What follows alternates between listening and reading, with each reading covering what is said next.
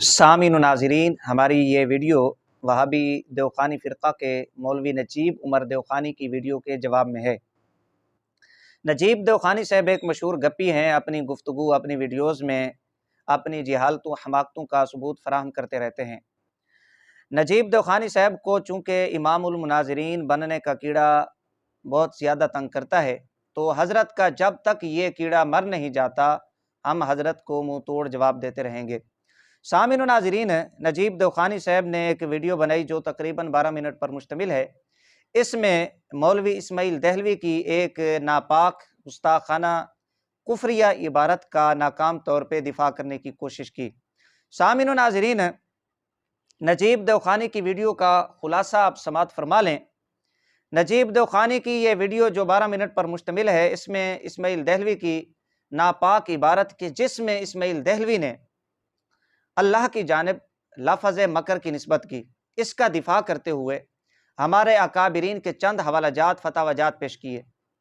और फिर इसके बाद नजीब देवखानी ने चंद हवालाजात वो पेश किए उलमाए अहले सुन्ना व जमात की बाज़ कुतुब से, कि जिसमें उलमाए अहले सुन्ना व जमात लफ़ज़ मकर का मफ़हूम, लफ़ज़ मकर की तशरीह, मुराद बयान कर रहे हैं।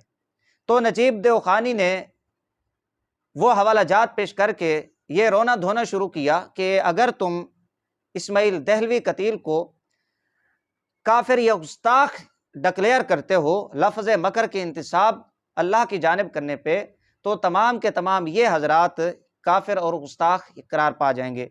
जिसमें शेख अब्दुल हक मुहद्दिस दहलवी रहमहुल्लाह का हवाला पेश किया, मौलाना रूम रहमहुल्लाह का हवाला पेश किया, अल्लामा सईदी रहमहुल्लाह का हवाला पेश किया, अल्लामा अब्दुल रज़ाक बुतरालवी रहमहुल्लाह का हवाला पेश किया, हफीजुल बरक़ात शाह साहब का हवाला पेश किया, मौलाना अब्दुल मालिक साहब और कप्तान वहद बख्श सियाल का हवाला पेश किया। ये चंद हवालाजात पेश किए और ये कहा कि जी ये तमाम के तमाम हजरात फिर गुस्ताख और काफिर करार पा जाएंगे। ये नजीब देवखानी की वीडियो का खुलासा है। सामिन व नाज़रीन, नजीब देवखानी हो और किस बयानी धोखाधड़ी से काम न ले, मक्कारी से काम न ले, ये कैसे हो सकता है। नजीब देवखानी की ये दूसरी वीडियो है लफ्ज़ मकर के मुतालिक।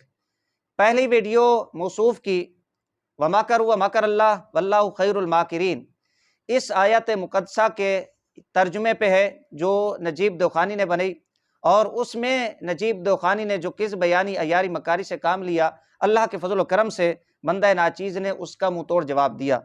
तो नजीब देवखानी एक हरबा इस्तेमाल करता है, एक नया तरीका इसने इस्तेमाल किया लोगों को गुमराह करने के लिए। वो क्या है कि ये बंदा मुख्तलिफ अक़वाल को, मुख्तलिफ हवालाजात को, मुख्तलिफ फतावाजात को, मुख्तलिफ मसाइल को गड़मड़ करके, खलत मलत करके एक बनाकर लोगों के सामने पेश करता है ताकि लोग इश्तिबाह का शिकार हो जाएं। पिछली वीडियो में भी मौसूफ ने ऐसा किया और इस वीडियो के अंदर भी मौसूफ ने ऐसा किया।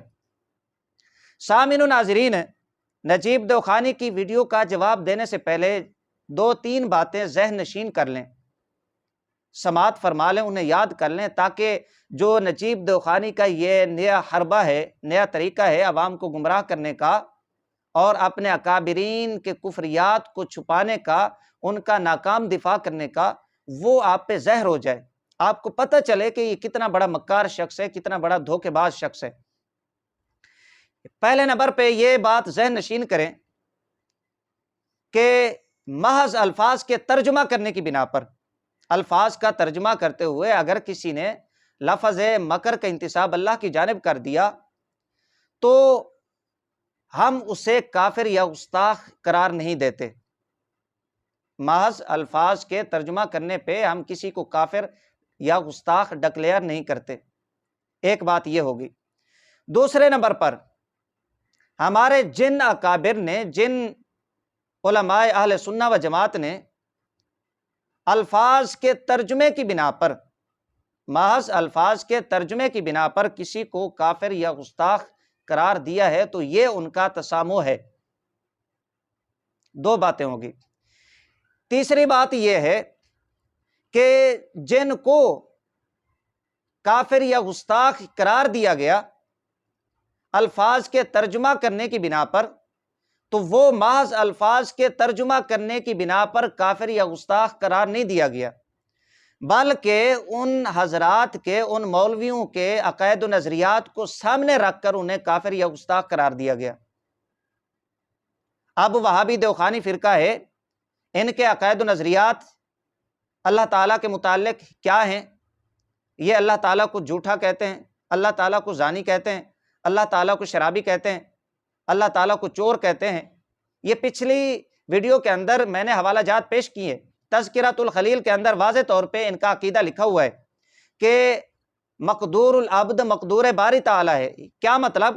کہ جو کام بندہ کر سکتا ہے وہی کام اللہ کر سکتا ہے۔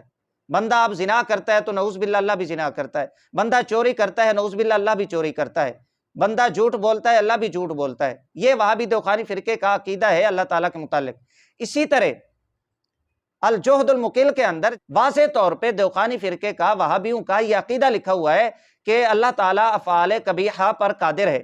جتنے برے افعال ہیں، جتنے برے کام ہیں، اللہ تعالیٰ ان تمام برے افعال، برے کاموں کے اوپر قادر ہے۔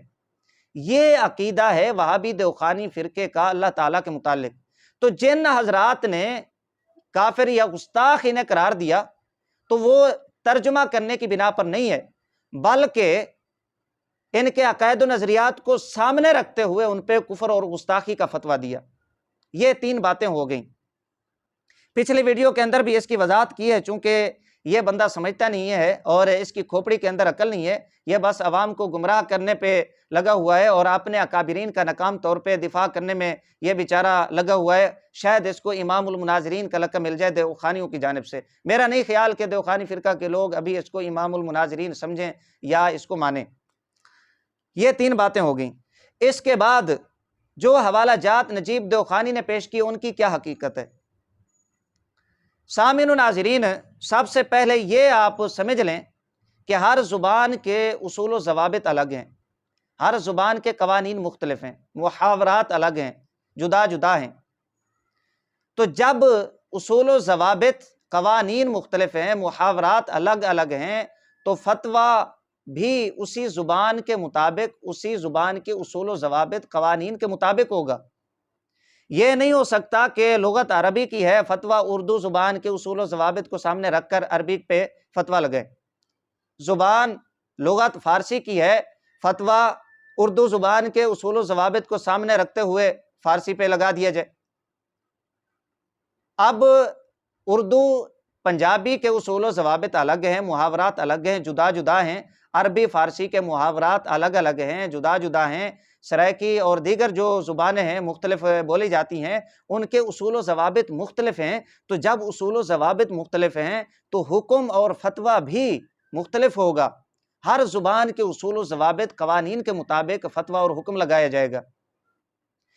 اس اصول کی وضاحت کے بعد، اچھا یہ میں حوالہ پیش کر دوں، یہ اصول میرے پاس کتاب ہے نشر الطیب، صفحہ نمبر 263۔ اس میں دیوخانی فرقے کا بہت بڑا مولوی، جس کو یہ حکیم کہتے ہیں، مولوی اشرف علی تھانوی، اس نے بھی اپنی کتاب میں لکھا ہے اور تسلیم کیا ہے، اور باقاعدہ یہ اصول لکھ کر، ضابطہ قاعدہ لکھ کر اس سے استدلال کیا ہے کہ ہر زبان کا لغت اور اس کا محاورہ جدا ہے، تو فتویٰ ایک کیسے ہو جائے گا؟ اس مسلمہ متفقہ قاعدہ اور اصول کی وضاحت اور مختصر تشریح کے بعد اب آ جائیں کہ لفظ مکر کا عربی اور فارسی میں معنی کیا ہے، اردو اور پنجابی کے اندر معنی کیا ہے۔ اس پہ میں ایک حوالہ پیش کر دیتا ہوں، دیوخانی فرقہ کے بہت بڑے مولوی عبدالحمید سواتی، اس کی کتاب ہے معالم العرفان، جلد اس کی 4 ہے۔ یہاں پر ایک اصول لکھا لفظ مکر کے متعلق، یہ کہتا ہے کہ بعض اوقات لفظ مکر سے غلط فہمی ہوتی ہے۔ اردو اور پنجابی میں مکر سے مراد فریب اور دھوکہ ہے۔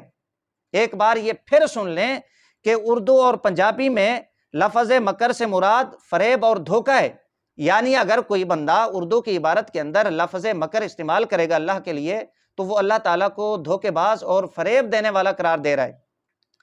مزید لکھا، جبکہ عربی زبان میں یہ لفظ خفیہ تدبیر کے لیے بولا جاتا ہے۔ معالم العرفان جلد نمبر 4، مولوی عبدالحمید سواتی۔ کیا مطلب؟ یہاں پر خود اس نے عربی اور اردو پنجابی میں لفظ مکر کا معنی متعین کر دیا۔ عربی میں اس کا معنی خفیہ تدبیر ہے، اردو اور پنجابی کے اندر اس کا معنی دھوکہ دینا اور فریب دینا ہے۔ تو اس معنی کی تعیین کے بعد اب آ جائیں ان حوالہ جات کی طرف جو نجیب دیوخانی نے پیش کیے۔ یہ وضاحت اس لیے پیش کر رہا ہوں، اس نے چونکہ مختلف حوالہ جات کو، فتاوی جات کو، مختلف اقوال کو، مسائل کو گڑمڑ کر کے، خلط ملط کر کے ایک بنا کر پیش کیا تاکہ مسلمان لوگ اشتباہ کا شکار ہو جائیں، گمراہی کا شکار ہو جائیں۔ تو اب آ جائیں ان حوالہ جات کی جانب جو نجیب دیوخانی نے پیش کیے۔ پہلا حوالہ شیخ محقق کا پیش کیا، شیخ عبدالحق محدث دہلوی رحمہ اللہ کی کتاب، دوسرا حوالہ مولانا روم رحمۃ اللہ تعالی علیہ کا۔ تو یہ دونوں کتابیں فارسی میں ہیں۔ تو فارسی کے اندر لفظ مکر کا انتساب اللہ کی جانب کیا گیا۔ تو جب فارسی میں مکر کا انتساب اللہ کی جانب ہے تو فارسی ایک الگ زبان ہے، تو اس کے اصول و ضوابط بھی الگ ہیں۔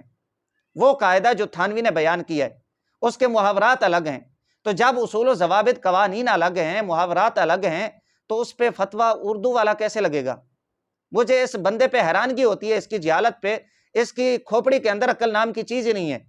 بھئی فارسی اور عربی الگ لغتیں ہیں، الگ زبانیں ہیں، ان کے الگ اصول و ضوابط ہیں۔ اردو کے فتاوی جات اٹھا کر ان پہ تھوپ دینا یہ کتنی بڑی جہالت ہے حضرت کی۔ حضرت کو اپنی عقل کا علاج کرانا چاہیے۔ اس کے بعد نجیب دیوخانی نے جو اکابرین سے حوالہ جات پیش کیے، حضرت علامہ سعیدی رحمۃ اللہ تعالی علیہ کا حوالہ پیش کیا۔ اس کا جواب یہ ہے کہ خود نجیب دیوخانی نے عبارت پڑھی ہے کہ اللہ کے مکر سے مراد، مطلب یہ ہے کہ یہاں پر مکر کا معنی اور مفہوم بیان کریں۔ خود آگے وضاحت کی ہے کہ اللہ کے مکر سے مراد کیا ہے، خفیہ تدبیر۔